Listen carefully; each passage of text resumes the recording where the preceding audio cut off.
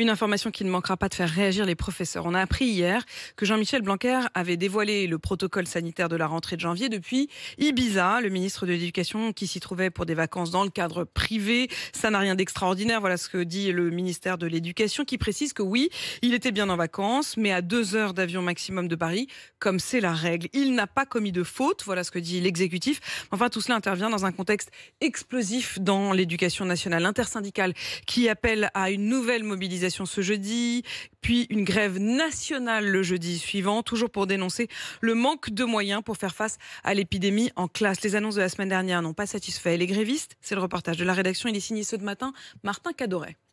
Les moyens promis par le ministre de l'Éducation, Sabine Duran, directrice d'école à Pantin, n'en a pas vu la couleur en rentrant de week-end hier. Rien n'a vraiment changé. On n'a toujours pas de protection fiable comme les masques FFP2. On n'a même pas encore les masques chirurgicaux, toujours pas de capteur de CO2. Oui, la date des évaluations de CP a été reportée. Enfin, ça, c'est des choses qui coûtent pas grand-chose, j'allais dire. Pour le reste, rien n'a avancé. Rien n'a avancé non plus sur les contractuels promis par Jean-Michel Blanquer pour remplacer les absents.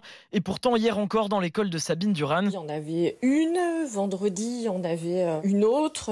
Et invariablement, on nous indique qu'il n'y a plus de remplaçants. Quand il y a déjà à la base pas assez de remplaçants, dès qu'il y a une crise, il n'y a plus de remplacement du tout. Cette militante Sud Éducation sera dans la rue de nouveau jeudi. Tous les syndicats enseignants de Seine-Saint-Denis appellent à la grève. Karim Bacha est le co-secrétaire SNUIPP-FSU pour le département. L'idée première, c'est de maintenir la pression par rapport au mouvement historique de la semaine dernière. Annoncer que rien n'a été mis concrètement dans les écoles et les établissements scolaires ce lundi suite à la grève.